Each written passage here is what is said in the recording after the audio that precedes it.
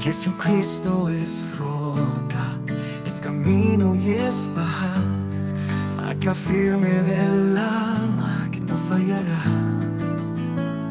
La esperanza no defrauda, su promesa es eternidad. Cristo vive, Cristo guía, es la fuerza al caminar. La esperanza no defrauda, Dios fiel siempre será. Un cordial saludo, queridos televidentes. Estamos en este espacio de reflexión sobre la esperanza, en este jubileo de la esperanza que el Señor nos concede. Recordemos que nos estamos dejando inspirar en esas palabras de San Pablo en la carta a los Romanos, capítulo 5, versículo 5, la esperanza no defrauda. Y dice la carta a los Hebreos, precisamente, esta esperanza es un ancla firme y confiable para el alma. Por eso tuvimos la oportunidad en un primer momento de aproximarnos a este tema de la esperanza.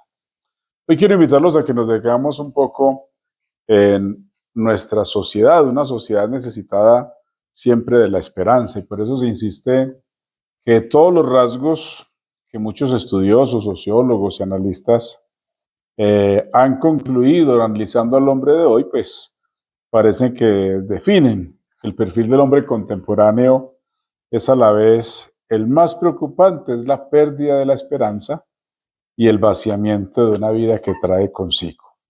Se pierde la esperanza, se pierde el sentido a la vida, se vacía de sentido. Y cuando en una sociedad la esperanza se debilita, pues la vitalidad decae. La vida corre el riesgo de irse degradando poco a poco. Y lo mismo ha de decirse de la comunidad cristiana. Si la iglesia de Jesús está llamada a ser la comunidad de la esperanza, si se va pervirtiendo, si se va vaciando su sentido, pues sencillamente se pierde el norte, se pierden las ilusiones, se pierden esas razones para luchar. Entonces la iglesia tiene en medio de la historia la responsabilidad de la esperanza, y su primera tarea es hacer despertar en las personas esa esperanza en el mundo, y ahí encuentra su verdadera identidad, que la va a convertir precisamente en testigo del resucitado. Los cristianos son testigos de la esperanza, testigos de Cristo resucitado. Por lo tanto, si la iglesia está minada ella misma por su pecado, por la mediocridad, por la cobardía, no tiene fuerza para generar esperanza, está defraudando su misión. Es por eso que las preguntas más graves hoy son las que tocan la raíz de la esperanza. Y han sido las preguntas de siempre. ¿Dónde puede el ser humano encontrar una esperanza para vivir con sentido, para vivir con responsabilidad? ¿Desde qué horizonte se puede iluminar ese caminar? ¿Cómo recuperar la esperanza en una sociedad sacudida por crisis tan graves como las que vivimos nosotros en nuestros días? ¿Qué es lo que mueve hoy la vida y la actuación de la iglesia? ¿El instinto de conservación, la búsqueda de seguridad o la esperanza viva que el Espíritu del resucitado infunde en el corazón de los creyentes? Entonces se ofrece una meditación, eso es lo que vamos a tratar de hacer, una reflexión teológica sobre la esperanza cristiana, teniendo como un trasfondo generalizado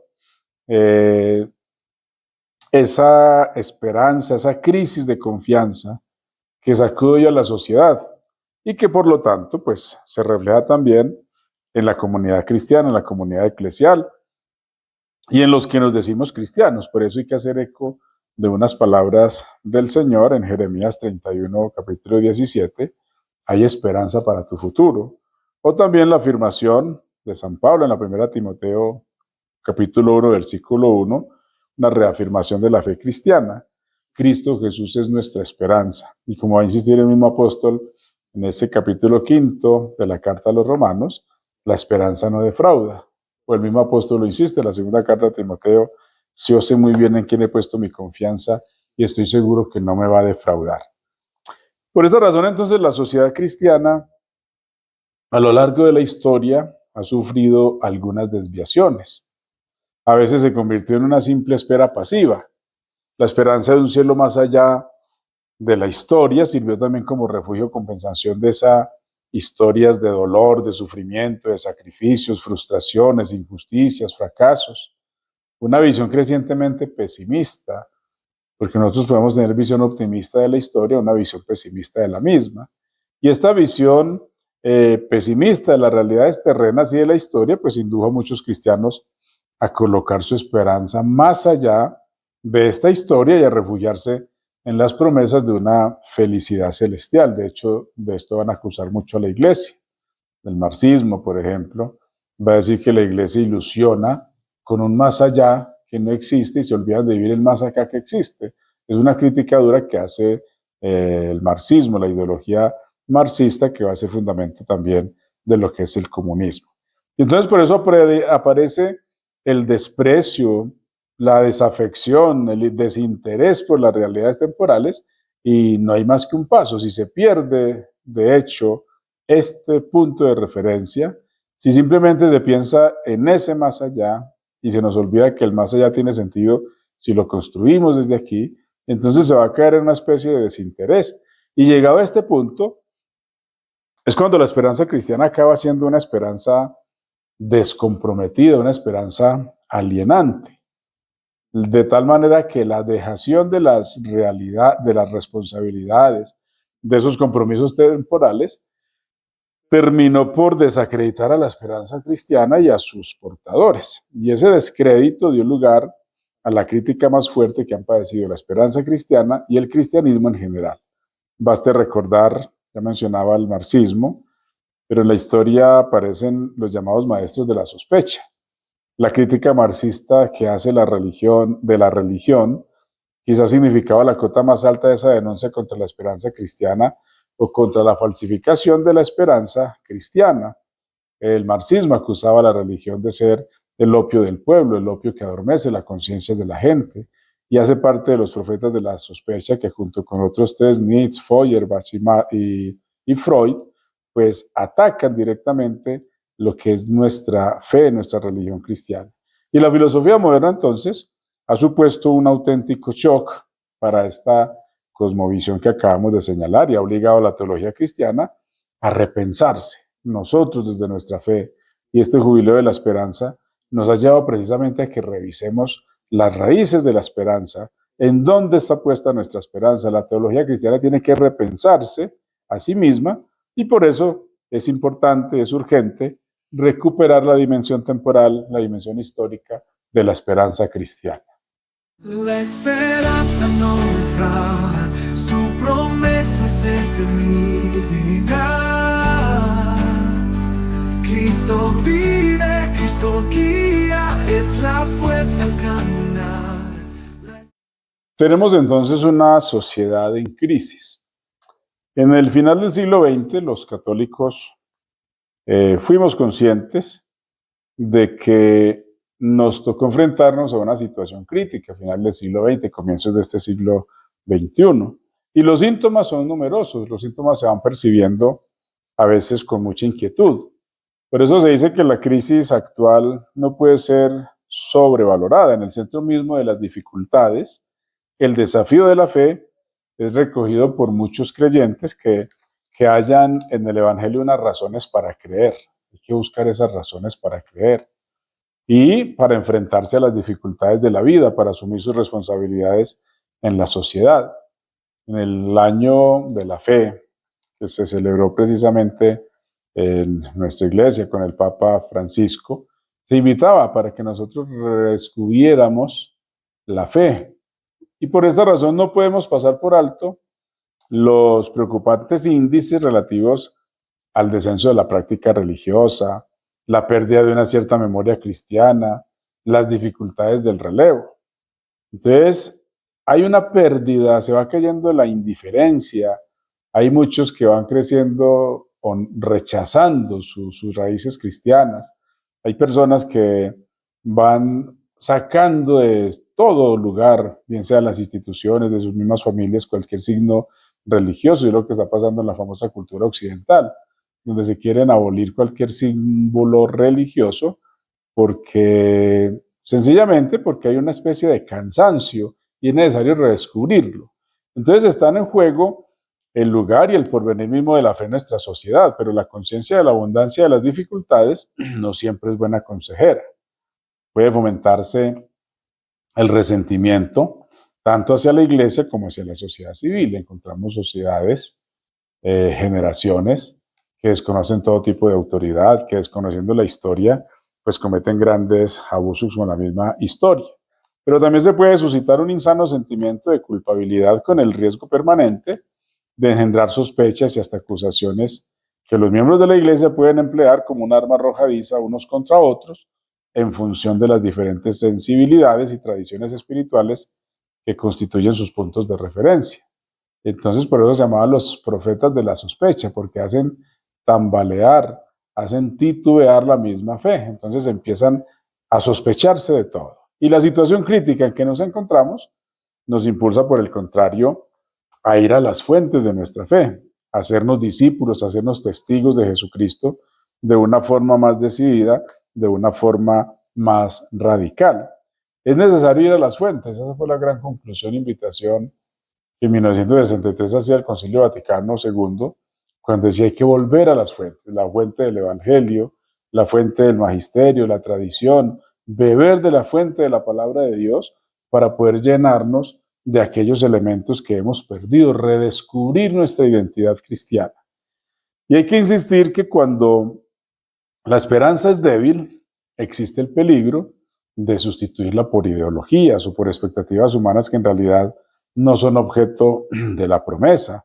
Entonces esperamos aquello que no vemos, pues esperar aquello que se ve o que se va viendo ya no es esperanza, es lo que dice San Pablo. La esperanza no se ve. No hay que sustituir la esperanza por una proyección futura, por previsiones razonables o resultados de causas presentes. Cuando esperamos el progreso de un país, el término de las injusticias o la cura de cualquier enfermedad, eso son expectativas humanas, esperanzas humanas, que son deseables y dignas de compromiso, pero no es la esperanza teologal a la que nosotros hacemos referencia. Y esta no es entonces humanamente previsible, aunque es más segura que pues, se basa en la promesa de Cristo. El Papa Benedicto XVI afirmaba que necesitamos las esperanzas, más o menos que día a día nos mantienen en camino, pero sin la gran esperanza que debe superar todo lo demás, no basta. La esperanza humana necesita apoyarse en la esperanza cristiana, en la esperanza teológica. Y esa gran esperanza solo puede ser Dios, Dios que abraza el universo, que puede ofrecernos y darnos lo que no podemos lograr por nosotros mismos. De ahí que ese simple hecho de ser gratificado con un regalo es parte de la esperanza. Dios es el fundamento de la esperanza, no un Dios cualquiera, sino ese Dios que tiene un rostro humano, ese Dios que nos amó hasta el extremo, ese Dios que se ha revelado en Jesucristo, nos ha amado a cada uno y a la humanidad en su conjunto.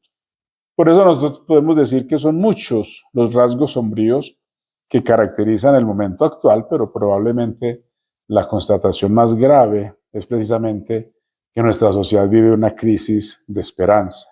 Y esa crisis de esperanza es la que queremos presentar algunos elementos que nos ayudan a comprenderla para poder ofrecer algún tipo de solución desde el punto de vista de nuestra fe cristiana. La esperanza no naufraga, su promesa es eternidad.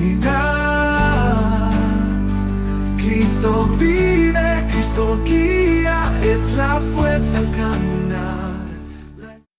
¿Alguien ha podido decir que el siglo XX, comienzo del siglo XXI, resultó ser un cementerio inmenso de esperanzas?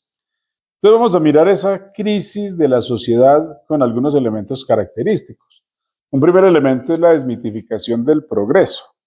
La historia de los últimos años se ha encargado de desmitificar el mito del progreso, que era la piedra angular en la construcción de la civilización moderna, un progreso desenfrenado, donde se cree que el futuro siempre va a ser producción, producir y producir. ¿Y cómo se fueron desmitificando ese progreso? Basado sobre todo en la razón. Las grandes guerras del siglo, Primera y Segunda Guerra Mundial, Auschwitz, los campos de concentración de Auschwitz, la bomba atómica de Hiroshima y Nagasaki, el deterioro ecológico, el hambre en el mundo, la grave crisis económica, la propagación del SIDA, otras enfermedades y adversidades han provocado el declive y después el desmoronamiento de las utopías de la raíz ilustrada. Tendríamos que pensar allá en 1789, cuando se empezó la Revolución Francesa, bajo esos pilares de la libertad, de la igualdad y la fraternidad, donde se empezó a aparecer una mentalidad laicista y donde en nombre de la libertad pues se fueron apareciendo nuevas esclavitudes. Entonces no se han cumplido las grandes promesas que se hicieron en la Ilustración. El mundo moderno siguió plegado de crueldades, de injusticias, de seguridad. Hoy hablamos de la Tercera Guerra, como decía el Papa Francisco, a pedazos que se libra en el mundo entero. El mundo moderno sigue plagado de crueldades. Nuestra sociedad es definitivamente la época del malestar, la época de la incertidumbre, la época del desengaño y del desánimo ante las grandes palabras prometidas. Y esto ha llevado a que el optimismo de la modernidad se haya disipado en gran medida. Entonces, algunas de sus ilusiones se han convertido, al menos parcialmente, en decepciones. Aquello que fue lo que marcó el símbolo del progreso, y ahí empezó también la revolución industrial, pues ha ido decepcionando a la humanidad. Una de estas ilusiones ha sido el desarrollo. Hemos creído que la ciencia y que la técnica iban a resolver todos nuestros problemas y asegurarnos un progreso en todos los órdenes de la vida, pero indudablemente ha sido, y el avance ha sido admirable. La ciencia y la técnica nos han aportado salud, nos han aportado control de la naturaleza, conocimiento, bienestar. Vivimos mucho mejor, pero la pregunta que se hace uno es, ¿somos mejores? ¿Somos más libres? ¿Somos más felices que nuestros abuelos? Puede llamarse progreso un desarrollo unilateral que no logra estos objetivos. Y la segunda gran ilusión de la época de la modernidad ha sido un mundo más justo y un mundo más solidario, en el que irían desapareciendo diferencias injustas, opresoras entre pobres y ricos, cultos e ignorantes, países opulentos, países arruinados, norte y sur de nuestro planeta. Algunas diferencias han ido disminuyendo y otras subsisten obstinadamente. Por eso es la decepción una de las enfermedades de la esperanza. Y decía el Papa Benedicto XVI en su encíclica sobre la esperanza, que hay dos categorías que ocupan cada vez más el centro de la idea de progreso: la razón y la libertad. Estos son herencias de la modernidad. Y el progreso es sobre todo un progreso del dominio creciente de la razón. Hasta decir un filósofo, todo lo real es racional, todo lo racional es real. Y entonces esa razón considerada obviamente de un poder del bien y para el bien. El progreso es la superación de todas las dependencias, es progreso hacia la libertad perfecta. También la libertad es considerada solo como promesa en la cual el hombre llega a su plenitud. Y en ambos conceptos, la libertad y la razón, hay un aspecto político. En efecto, se espera el reino de la razón como la nueva condición de la humanidad que llega a ser totalmente libre. Y sin embargo, las condiciones políticas de este reino de la razón y de la libertad en un primer momento aparecen poco definidas. Por eso la razón y la libertad, decía el Papa Benedicto, parecen garantizar de por sí en virtud de su bondad intrínseca una nueva comunidad humana, perfecta. Pero en ambos conceptos, razón y libertad, el pensamiento está siempre tácitamente en contraste con los vínculos de la fe y de la Iglesia, así como con los vínculos de los ordenamientos estatales de entonces. Entonces ambos conceptos llevan en sí mismos un potencial revolucionario de enorme fuerza explosiva, la razón y la libertad, hasta el punto entonces que son creados como criterios en el comportamiento, en el actuar de la persona humana. Entonces, estamos en este primer elemento, la desmitificación del progreso, donde se tiene que aclarar entonces cuál es el progreso. De hecho, el Papa Pablo VI va a decir que la paz es el nombre del progreso, o que el progreso es el verdadero nombre de la paz.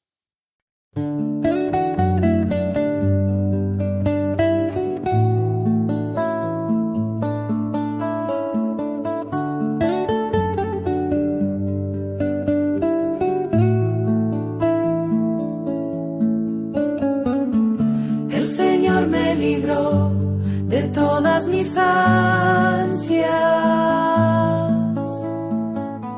El Señor me libró de todas mis ansias. Bendigo al Señor en todo momento, su alabanza está siempre en mi boca. Mi alma se gloría en el Señor, que los humildes lo escuchen y se alegren. El Señor me libró de todas mis ansias. Proclamad conmigo la grandeza del Señor. Ensalcemos juntos su nombre. Yo consulté al Señor y me respondió. Me libró de todas mis ansias. El Señor me libró de todas mis ansias. Contempladlo y quedaréis radiantes vuestro rostro. No se avergonzará. Si el afligido invoca al Señor, Él lo escucha y lo salva de sus angustias. El Señor me libró de todas mis ansias. El ángel del Señor acampa en torno a sus fieles y los protege. Gustad y ved qué bueno es el Señor. Dichoso el que se acoge a Él. El Señor me libró de todas mis ansias. El Señor me libró de todas mis ansias.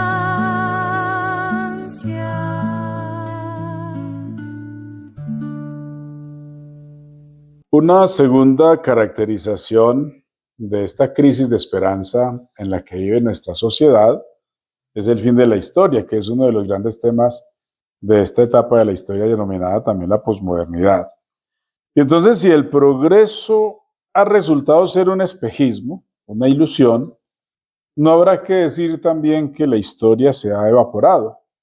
Ese es el sentir de no pocos pensadores posmodernos. Hay un autor de la actualidad, Gianni Vattimo, italiano, dice que estamos ya en el eterno retorno de lo igual, el fin de la época de la superación.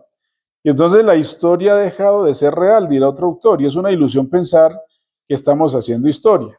Los hechos, los acontecimientos que estamos viviendo no llevan a ninguna parte.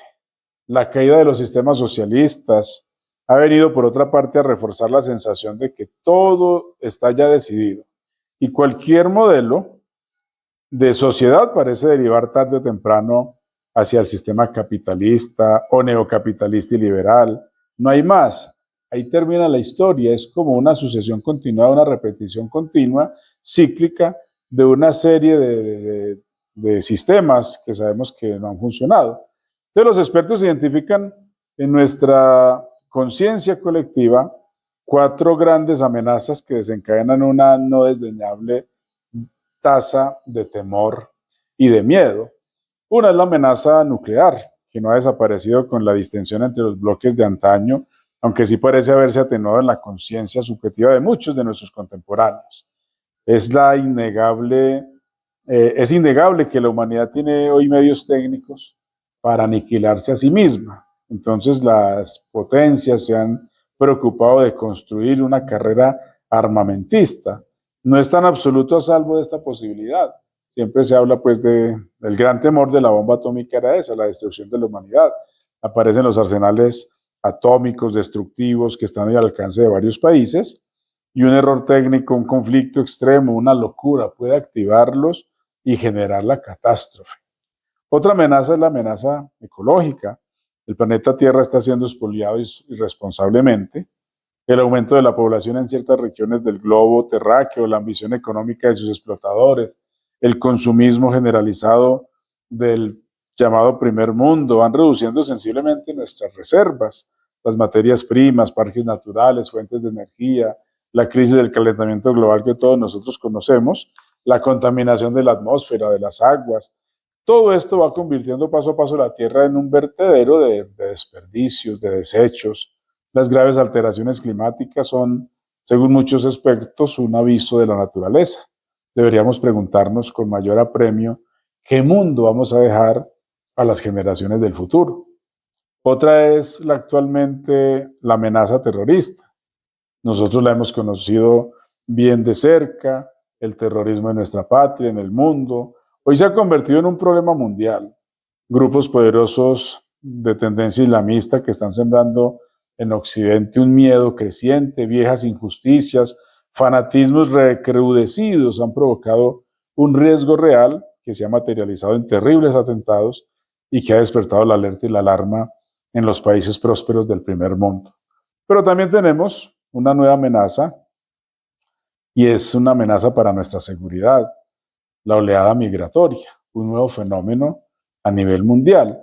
Es la presión que los pueblos subdesarrollados o del sur, sumidos en una miseria desesperada, ejercen de manera cada vez más apremiante sobre el norte. Y aparecen los sueños de emigrar o de emigrar a las grandes ciudades, a los países capitalistas, donde se dosifica con miras casi egoístas y defensivas la admisión de esa marea creciente. Entonces estos temores, en la medida en que son percibidos por la conciencia colectiva, ensombrecen nuestro futuro y por tanto nuestra esperanza. Muchos migran a estas ciudades con la esperanza de mejorar y se encuentran situaciones críticas peores que las que van viviendo. Son los miedos que tiene el hombre de hoy, son los miedos que caracterizan a nuestra sociedad, una sociedad en crisis por falta de esperanza. Jesucristo es roca, es camino y es paz, acá firme del alma que no fallará. La esperanza no defrauda, su promesa es eternidad. Cristo vive, Cristo guía, es la fuerza al caminar.